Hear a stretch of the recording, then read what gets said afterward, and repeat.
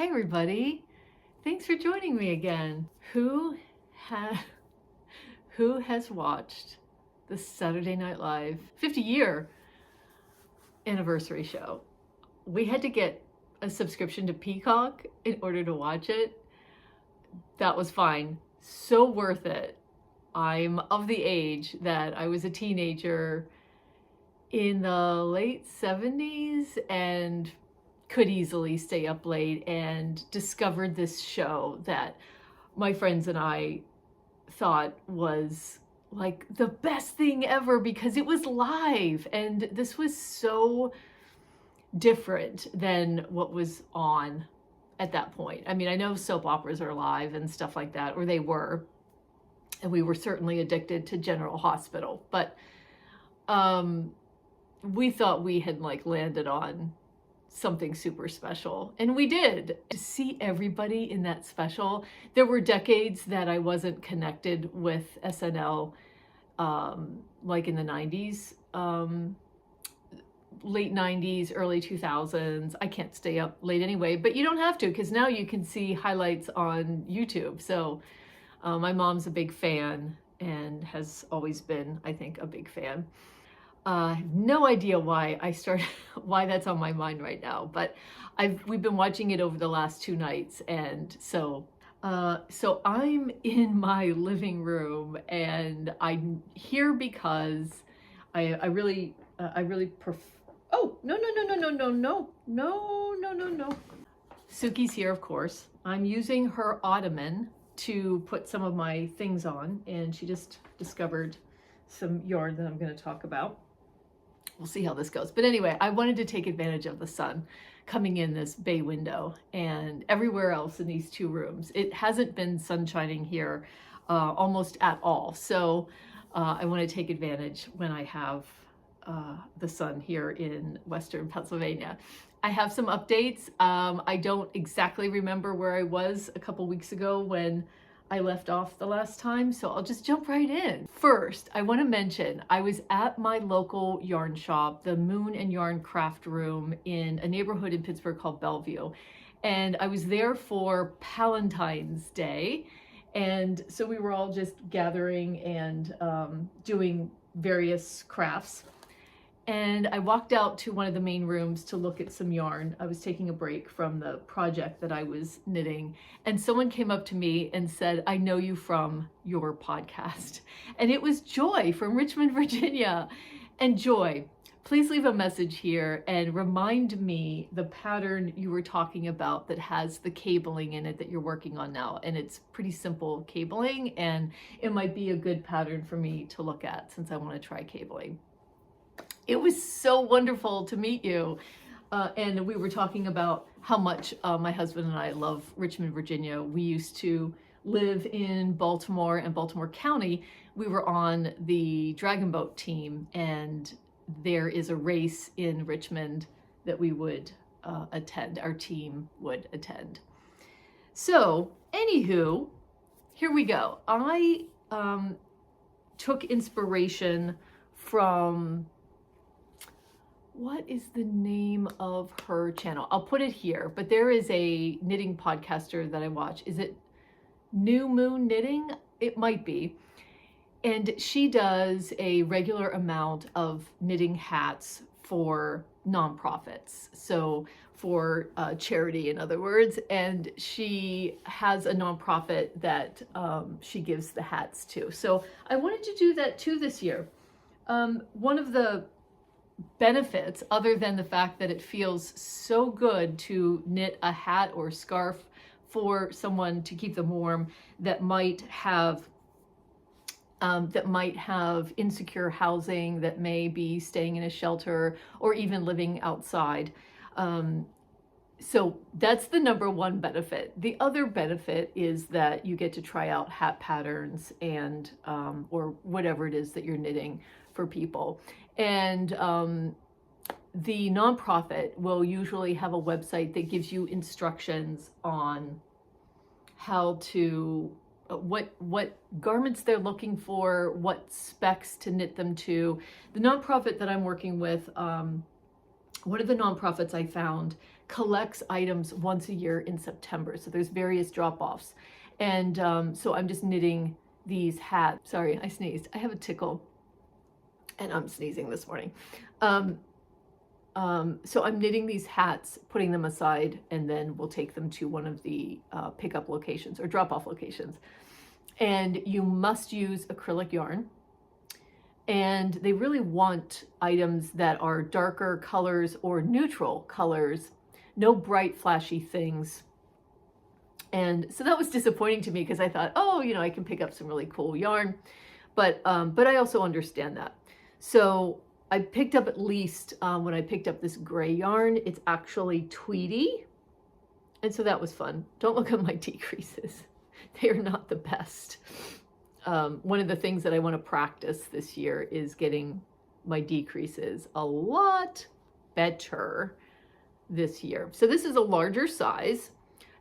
All kinds of sizes are needed. So I made a size that's larger than I would wear. And I did a 1x1 and then a 2x2. This is the, I don't have it here, the 2x2 hat pattern by Andrea Gaughan, which I'll link below. It's a free pattern.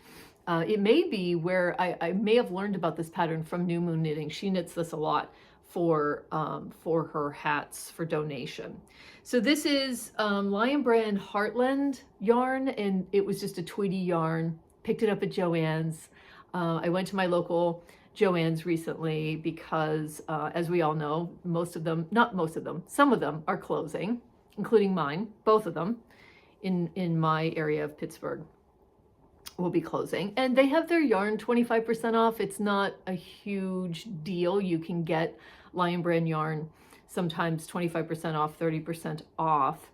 But I couldn't find any colors that were neutral in the Big Twist, which is the Joann's yarn. So that would have been cheaper to get. But yeah, this yarn's fine. And yeah, so I'm going to make, as you know, I'm going to make some of these this year and put them aside. I'm going to give you an update on my Stages pullover. I meant to put this on a hanger, but I did not. I'm done with the yoke. Let me tuck that in. I'll put a picture up too, but I'm now started on the body. I split for sleeves, so you can kind of see where the sleeves are going to be and then what the width of the body is going to be. The cable is, it's scrunching it up a little bit, but I like the way that the stitches are on the cable. So I'm keeping it there. I love this. I can't believe that I made this. It seems to fit just fine. I love this yarn. This is Purl Soho Wigeon. It's a sport weight, and I have fallen in love with sport weight. I want to make everything in sport weight yarn now. Look how round and wonderful this merino is.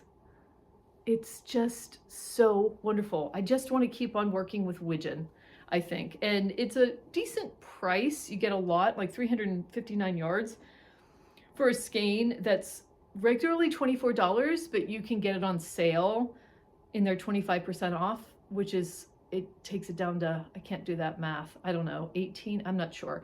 But I'm not somebody that buys super expensive yarn, so I feel like this is an expensive sweater for sure for me. But I had a gift certificate from Purl Soho, and this has just been lovely. So the original pattern is done in a very crisp navy blue, where you see this, what looks like smoky blue, gray.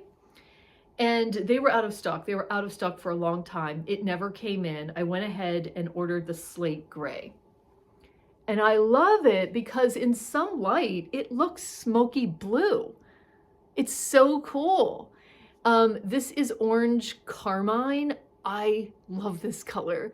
This is curry. And so I have a lot of this and this left over. So you better believe that I'm thinking of what to do. I would love to make a sweater.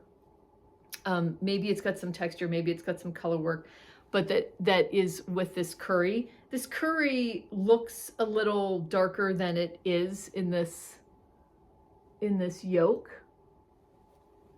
Oh, Tressa Weidenaar. This is a pattern by Tressa Weidenaar for Purl Soho. I'll have the detail. I'll show you some of the, can't really, but that just gives you an idea of what it looks like in the inside. Yeah, this was a fantastic pattern to begin with for me. I feel like the little bit of rippling will go away. This is, I think you go up to a size 5 in the 2-color color work, and then you go back down to a size 4. But I have that information in my Ravelry. So there you go. There you have it. My Stages pullover. I'm just now doing, I'm so happy the sleeve opening fits. I'm just happily doing the body now. And once I run out of this, then I'll start a sleeve because I like to do that. Yeah, I brought this sweater down from upstairs in this tote that I got from somewhere that I just use for taking projects to the yarn shop when I'm there for a knitting day, a knitting monthly Saturday. So yeah, really wide and wonderful. I have been making, I'm continuing to make progress and love working on the Rain and Shine blanket by Stephen West. This is a blanket I'm making for my daughter who's getting married in October. My daughter and her husband, future husband. And I talked about this the last time I showed it. I don't know if it was the last episode, but here it is. I actually blocked it. I'll tell you why. Let me get it out here. It's a corner-to-corner blanket. This is Purl Soho again. I guess this is the Purl Soho show. But I got this idea from Lena from Just Another Knitting Podcast or Another Knitting Podcast. She's in Colorado, beautiful knitter. She loves linen quill, and she started this blanket with a linen quill. So what you do is you hold it double. You're always marling 2 colors together. And then you're doing 8 rows and you're slipping some stitches, which is where you get those stitches that you can see. And I'll show you. I got the 40 pack. And right now I am doing this color and this color. So where's the other ball? I am, doing these 2 colors. I'm actually decreasing now. I started decreasing around the green. So if you look at the edge, you'll see that you can't really tell that I am decreasing, but I'm starting to decrease now. This was the widest part. The reason I made that decision was, as Lena was talking about in her podcast, you'll get to a point where this will get so wide that you're almost using an entire little mini ball. So when that happened, I knew that I would start decreasing. So this is going to be a small blanket, a lap blanket, but I was okay with that. She actually bought 2 sets of these and she's making a giant blanket. This will actually, I did the math and I'm right here now. This will actually go all the way to the end and start over a little bit when I'm back to the beginning. I'm just loving this so much. It's so fun. I love this neon and this neon.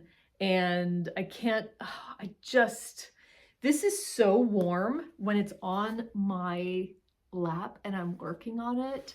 I just can't imagine what it's going to be like to throw on when you're watching TV. And they have a very colorful living room, my daughter and her fiance. So to have this diagonal, or however you want it, like over the couch, it'll be so much fun. Or however they want to use it, wherever they want to use it. I just cannot recommend this pattern enough. I have another set of linen quill. I have a 20 set because I really didn't know what I was doing when I bought it, and I was going to make another blanket pattern. So when I'm all done, I'm going to take my 20 set and the leftovers of the 40, because you're not using very much in the beginning. And I'm going to decide like what kind of blanket do I want to make myself. Unfortunately, oh, by the way, I did block this because it was curling on the needles, even though I made the cable much longer than it is now. It was curling. So I just wanted to see, is this I-cord too tight? I don't know how that happens because all you're doing is slipping 3 stitches at the end. So I don't know how it becomes tight. Maybe you can tell me. But I blocked it, and I did something that I never do, and that is like aggressively pinned it. I don't aggressively block anything. I just usually let it sit there, except for this. I did aggressively block it so that I could see that, yeah, it's going to be fine. It's going to work. It's going to be a square. But once I blocked it, I then put it around my neck and thought, like, could I make a beautiful scarf out of this? I think it feels a tiny bit too scratchy for me, so I don't think I could wear this as a scarf, unfortunately, because I would love to make one, but I can't tolerate it.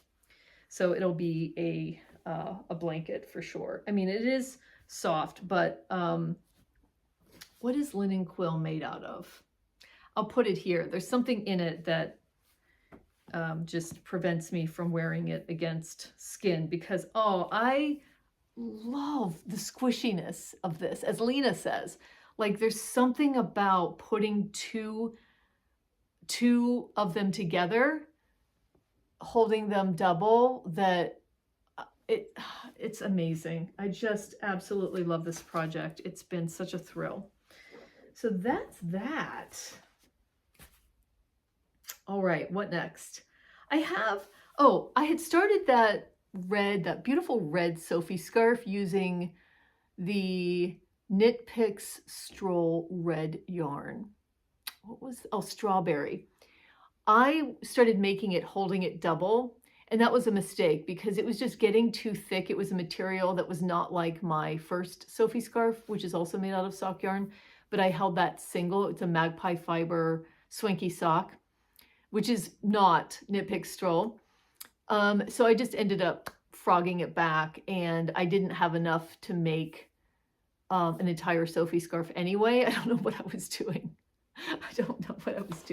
So I just started another one, and I had to take the cable to make the hat. So I just have it on a needle so I can go back to this now. So I started making one, but this one is peach. It's reading orange right now, but it is as peach. I don't know. I guess it's peachy orange, but it's going to be, could you imagine this in the spring with like, when I have like a navy blue coat or whatever, it's going to be such a wonderful accessory.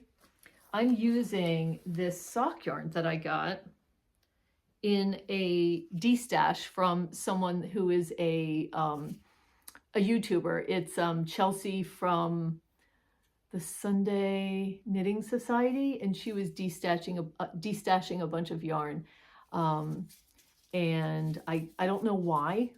I don't know why. I would never do this now, where I would just buy a skein of sock yarn. Just wouldn't be something I would do now, but this was back in the summer. I was so new.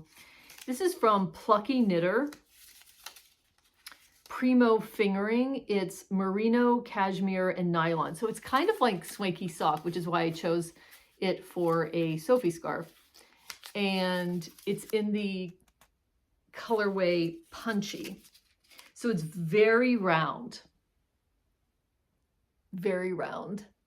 plump, and lovely, just lovely. So I worked on this during that knitting day at the my local yarn store, and I'm going to be traveling, and this is going to come with me as one of the projects on the plane for sure. So I'll put the cable back on that, and that's just a side project for you know, this and that, for traveling and so on. I'm going to get Ravelry up because I have a couple things that I want to talk about. Did all of you see the, in Hot Right Now, I shouldn't ask, did all of you see? Of course you did. Andrea Borrego is a designer who was listing all of her patterns now for free because, as she had said, she is no longer designing, and so she was just setting all of her patterns for free. And they are beautiful. One of the ones that I'm really interested in making is Pawnee. This is a DK weight. Can you see the, I don't know if you can, I will put a better picture up, but can you see the different textures on the sweater? It's on the, there's some texture on the sleeves too, but I love it.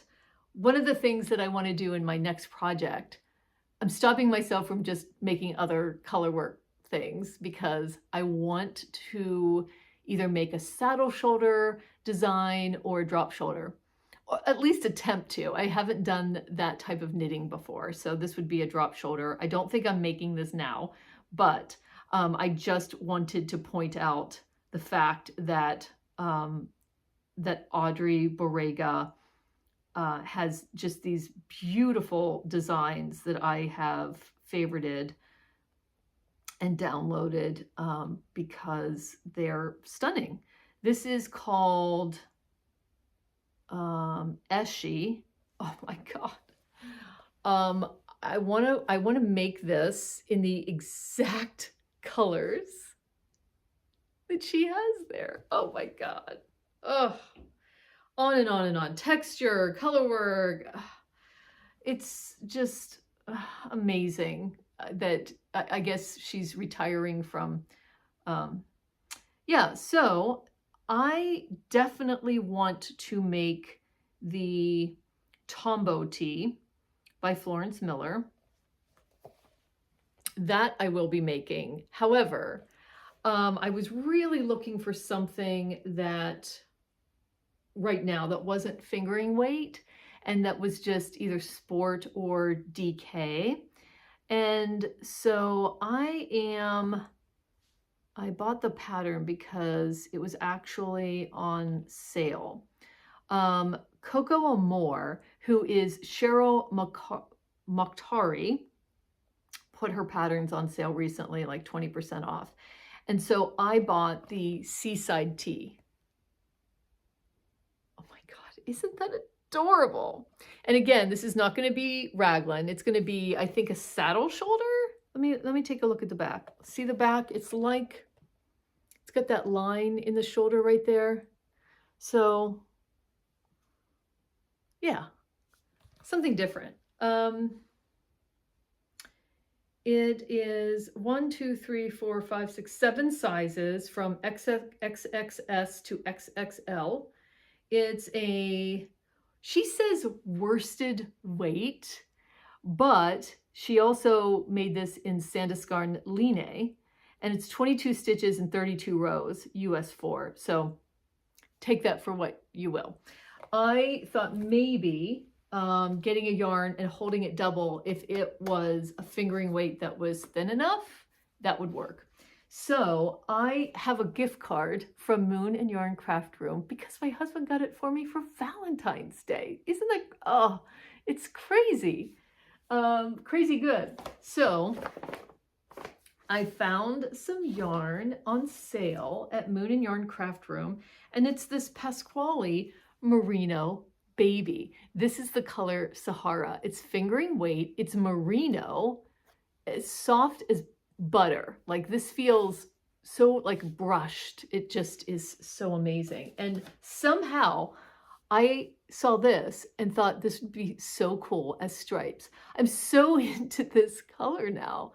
I would have never bought this in a store, but these together, yeah, there's something about it that, this is called, it's a weird color. It's color number 311, and it's called something like Rose Quartz, even though it's like lavender.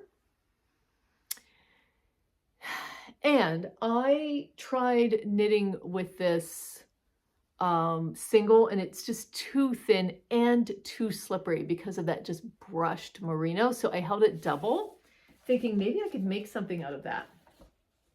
I made a swatch, the smallest swatch ever. And I settled on a size 5 for the needle, held double. That's the top portion of this. It's just lovely. And I got the gauge about 32 rows of, I think 21 to 22 stitches across. I thought I'm going to try and make this seaside tee with this yarn. So with little mini stripes, that's what I will cast on at some point after I feel like I'm well on my way with the Stages pullover. I don't want to have like 2 garment projects going at the same time, really. But if I feel like I'm well on my way into finishing the Stages pullover, then I'll try that. One of the things that, speaking of patterns, one of the things that I remember last February or March, I think February, that got me into wanting to learn how to knit was I don't know how I saw this on Instagram, because on Instagram, I just look at things that are posted by the people I follow. I don't look at that whole other grid, which is things that you didn't choose. But somehow I saw this photo. You know how this happens. I saw this photo of this sweater, and there was something about it with the lime green on the bottom and the beige. What you can't see here is that this yarn on top also has the lime green in it. They must be holding it with some kind of mohair or something. There was something about that that set me down the path of wanting to learn how to make something like this. I look at this now and I think, I wouldn't make this. I love it. I absolutely love it, but I wouldn't make this because the color is at the bottom. I tend to like French tuck things in sometimes, and it's super oversized. Now, obviously I wouldn't have to make it that big, but like now that I know what it would take, the time, the effort, how much yarn you would need to make something like this, I wouldn't make it, but I love it. I still love it. I mean, you could put the lime green on top, but anyway, this was made by Hedgehog Fibers, by Beata Jezik, and it's made all with hedgehog fiber. One of the things I mentioned in my kind of make 9, which was really 9 intentions, one of them was trying to make something that wasn't a raglan or a circular yoke, so drop shoulder or saddle shoulder. But one of the other things was to try cables, and I just wanted to mention that I did try cabling. I started a hat. This was like a month and a half ago. I started a hat pattern, which was like the first cabled hat beginner pattern by Brooklyn Tweed. And I just did not pick the right yarn, I don't think. I don't even remember what I was using, but it was a big cable too. It was like 5 stitches long, and I was trying to cable without a cable needle. And it wasn't the right, I think I was forcing it. It wasn't the right time. It wasn't the right pattern.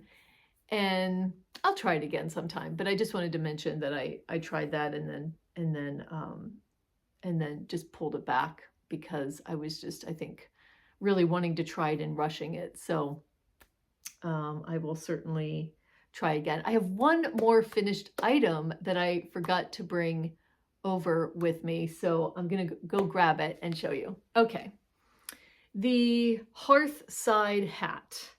I talked about this probably in the last video, and this is a pattern from Lion Brand, and it's made with their new Wool Ease DK, which I ordered. I actually didn't order this from Lion Brand. I did the math and I did the calculations, and I actually got a better deal. This was like 6 weeks ago, ordering the yarn from Joann's using a coupon, and I got, let's see, 1, 2, 3, 4 skeins to make this hat. And I mean, they were like $4 a skein. When you buy those skeins, you can use one of these other colors for a dominant color and make 4 hats. That's what it says, that you have enough to make all of the hats. It's such a lovely pattern. I couldn't recommend this pattern enough. I don't think it's a free pattern. It's called the Hearth Side Hat by Lion Brand, and it's made by, I think her name's Jess Flynn is the designer, and it's really lightweight. So what I made this for was for a running hat. This is going to be a perfect running hat for me. Not in this weather. I use a lined hat from Under Armour for that, but in a lot of other, like 30 degrees, 35, 40 degrees, this is going to be wonderful. And I just love it. It's light enough that you can like wear it out, have it on when you're somewhere like a coffee shop or something like that. So that's also really nice. I get a lot of compliments on it. Really just fun pattern. I can't recommend it enough. Wow, that's a lot. Future plans. I want to, so at some point I will cast on the Seaside Tea, or I will attempt to, with this yarn. This yarn, by the way, was 50% off, so that was cool. It was originally $18 a ball, and I got it for half of that. So that was really nice. It made it, like, to me, I felt like, okay, that's. And so future plans, I'm loosely thinking about trying a ranunculus.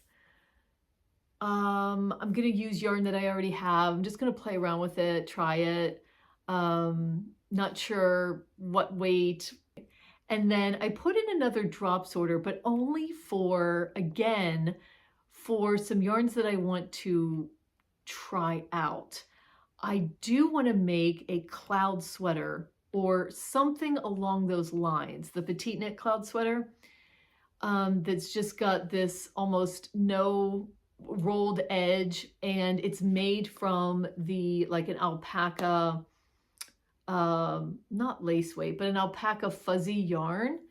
That's the only thing that's in that sweater. I looked at projects for the cloud sweater on Ravelry, and I saw that a lot of people were using Drops Air, but I don't know whether that's scratchy or not. So I put in another order to Drops to get a skein of it, start to knit it up and see if I can tolerate it. With that order, I also ordered some more Drops alpaca silk in just a beige so that I could hold it with whatever project I wanted to at some point, since I was making an order anyway. And I also ordered a skein of Drops Bell, which I think is supposed to be like Sanduskarn Lena, because I like using plant-based fiber for summer projects, and so I'd like to give it a try. Please let me know what you're working on. Have you worked with Pasquale Merino Baby? And let me know what you think about Linen Quill.